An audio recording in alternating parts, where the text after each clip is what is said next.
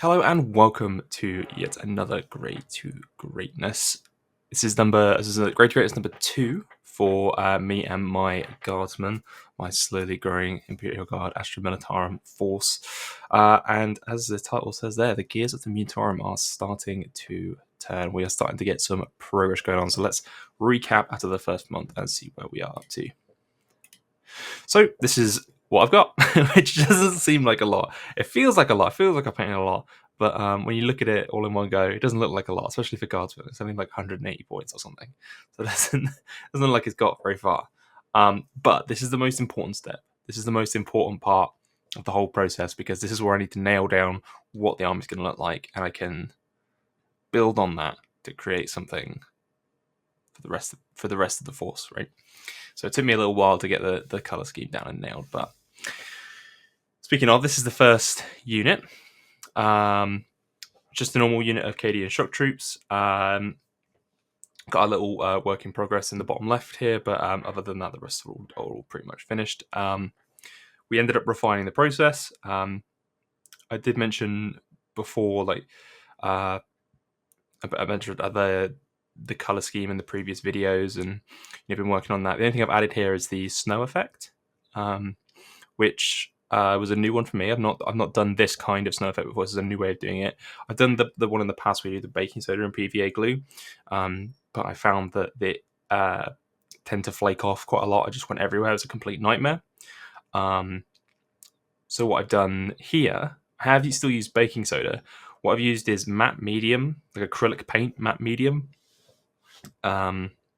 which when you mix it together with baking soda rather than PVA glue, it dries, in about 10 minutes. But after you give it like a day, and it goes like rock solid. It's not going anywhere, and it also tends to dry a little bit more crystalline, I think I would say. It might help that I'm using slightly larger baking soda crystals, but it does look a little bit more real, I think is probably the word to say. Like it looks like snow that's melting, which is what I want to go for. I want to go for, nuclear wasteland. It's snowing. The snow is like starting to thaw kind of look to it, which I think I've achieved here. I think these guys are starting to look really good. They got the transfers on there, the nice highlights and stuff like that. The only thing I didn't like about these was the brown weapons. Ended up changing those, and I went further on to other stuff, but we'll see those in a moment. So this was like the first unit I did. The one on the bottom left is my test model, and then I ended up just doing the rest of the squad exactly like it. And then I kind of decided to perfect the color scheme with the next squad that I did. Which is the command squad. So the command squad, really proud of these guys actually. They came together really nicely. I think if we look at the commander, general, colonel, not sure what rank that is, on the left here, you can see I kind of I've spent a lot of time on this one. Really was able to refine it quite a lot. Got a nice bit of edge highlighting on the carapace there. The jacket, the sort of coat has come together like basically exactly as I wanted it to. That's perfect. And then the face is just probably one of the best faces I've ever done. I do kind of pride myself on my ability to paint faces. That's something I practiced a lot as I've been painting stuff, and I think this one has just come out as one of my personal best works. I'm very proud of that one. You have to forgive me for tooting my own horn on that one. And you can see this is also what I meant about the snow basing coming in a little bit more crystalline. It looks like clumps of snow, and it's a lot more realistic I find than when you use the PVA method of doing the snow. So that's quite good. Don't get me wrong, this isn't perfect. It's not. I don't think I've exactly nailed everything here that I wanted to. I think the blue plasma that I'm doing, which is literally just white and then a thematic blue contrast paint over the top, it looks okay. I could probably improve that at a later date. Maybe do some highlights on there or something to increase the kind of contrast on it. For now, it's just kind of serviceable.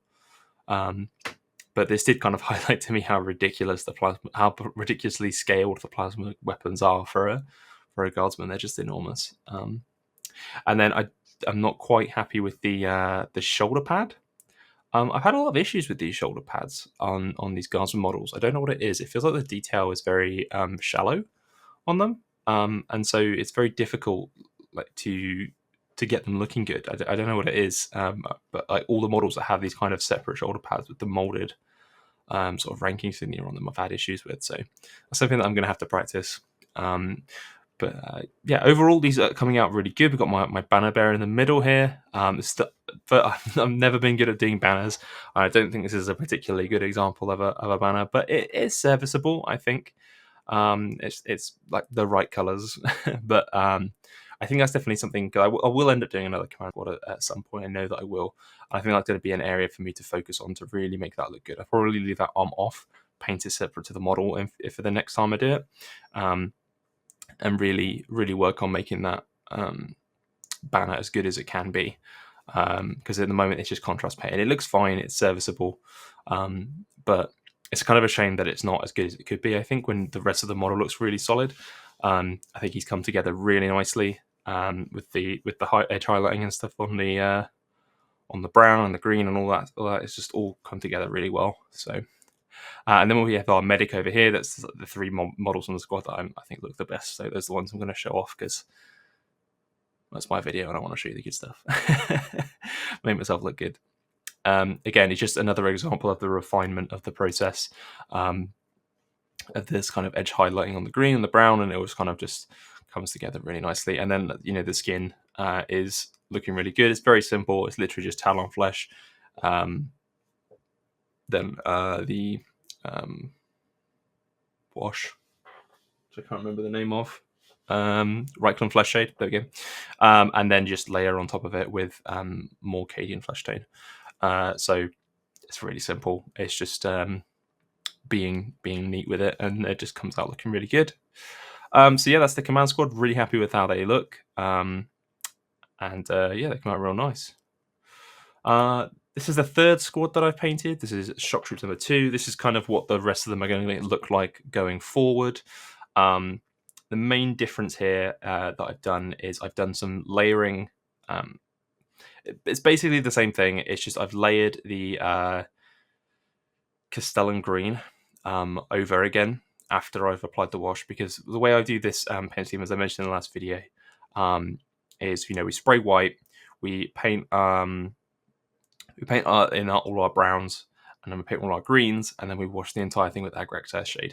And so these jackets are all just Agrax Earthshade over white, which just creates the perfect kind of color that I'm looking for.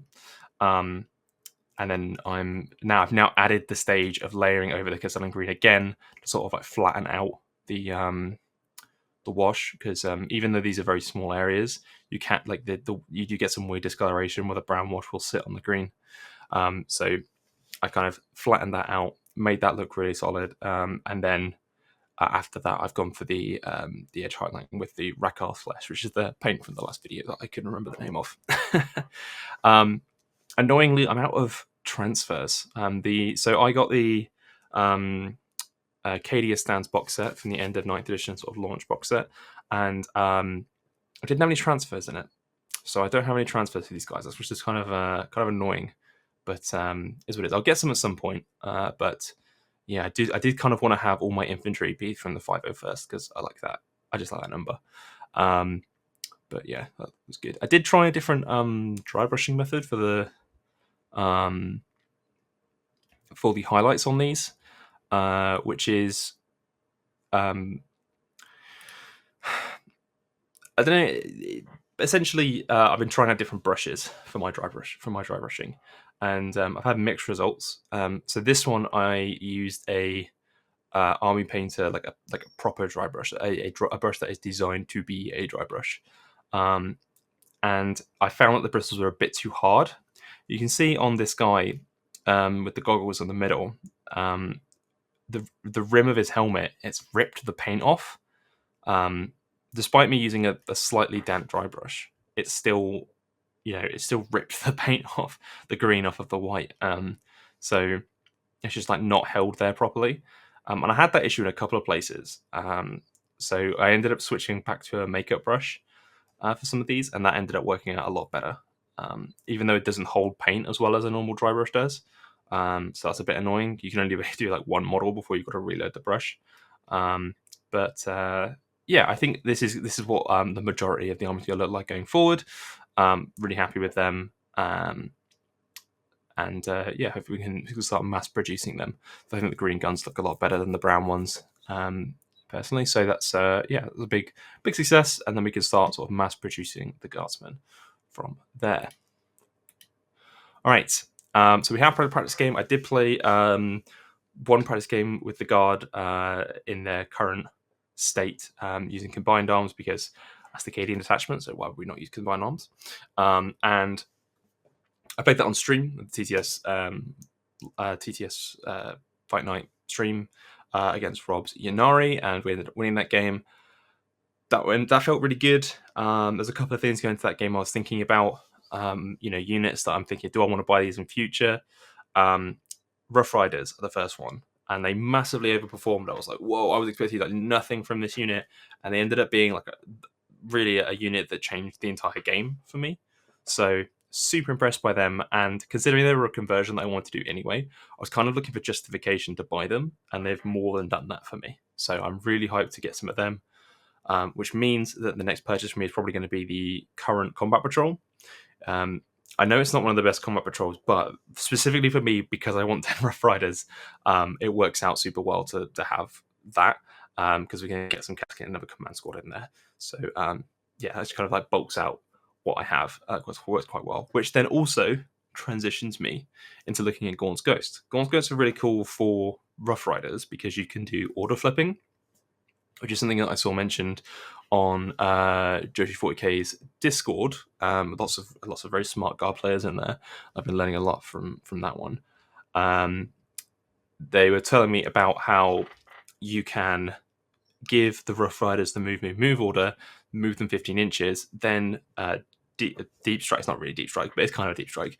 The Gaunt's Ghosts in, and then when they arrive, they can give an order. They can give something like fixed bayonets. They can give take cover to the guys when they come in, and because you're not going to need the move order anymore, and that's a really nice combination. So I really want to try that. I also saw in the comments in the last video that someone said that they had made their Gaunt's Ghosts, instead of Gaunt's Ghosts, they made it Kane's Heroes, which I was like, that's such a good idea. Because in one of the Commissar Kane novels, one of the best ones I think, involves him traveling around the deserts in like a guerrilla force of like whoever he can find out in the desert, and launches like a guerrilla war against an Orc war. And there is most of the people who are in that crew could probably fit a role as one of the members of Gaunt's Ghosts. So that could be a fun like conversion to do. You can have Kane, Jurgen. You can have the two characters that are operating the auto cannon from the book, and get a sniper and all that sort of stuff. It just could be like that could be a really fun conversion. That being said, the Gaunt's Ghost models are already really awesome. I really want them as well. So I don't know what I'm going to do there, but I do think I want that unit from a gameplay perspective. So I just got to figure out how I'm going to hobby that. And the last thing I was looking at is that I was trying to figure out if this list just works better as Siege Regiment. The detachment rule for combined arms is really good, don't get me wrong, and there's a couple of really good stratagems in there. But it feels like the Siege Regiment is doing the gameplay style that I'm going for better. I think the detachment rule for Siege Regiment, while weaker than the lethal hits with combined arms, I do think it's kind of underrated. And I would like to explore that a little bit. I do think it has slightly better stratagems. It's definitely got better enhancements. So I would like to play with that. I think the ignores cover for my indirect stuff, and the cover on tanks. I mean, each one you do there, so essentially a CP, because it's basically popping smoke on a tank. So it's going to be very valuable. Something I want to look at in the future. I'm not sure where I'm going to go. So we'll have to figure that one out. But yeah, it's I always like to play games with stuff that like on TTS for stuff that I want to get, because that kind of inspires me to do the hobby stuff, right? Because if something is good in game, it makes me want to hobby it up, basically. So because I'm always a gameplay first, hobby second kind of guy. But that's not to say that hobby is far behind. I'm using the gameplay to inspire the hobbying. All right, so what's going next time? Well, I want to empty the pile of shame that I have before I buy anything else. So we're going to start with the Combat Patrol, which is the remaining 10 shock troops from that. We got 3 mortar teams that I bought as well. I built those on the Greater Greatness stream that we did in place of the Tuesday show. I've got a Sentinel I need to build and paint, and I've got 2 Field Ordnance Battery models I need to build and paint. We need to get all that done, wrap that one up. Then that will just leave me with a Lehman Russ to build and paint, and then I can look at getting the Combat Patrol. I can. I'm not going to be. I'm not that person who has 85,000 boxes of unbuilt models lying around. Even having spruce lying around drives me absolutely crazy. So I'm not going to be that person. I'm going to let myself become that person. I'm going to build. I'm going to build and paint what I've got, and then we can look to the future. I'm going to look at the Rough Rider conversions in the future, get some nice Kassakin models, because it's Acadian Force, we need the elites in there, and another command squad. Really want another opportunity to paint some command squad models, and see how, because I think I've done a pretty good job on the last ones, and I just want to see if I can like step that up again and do even better on the next set. So that's where I'm up to with Gray to Get Great to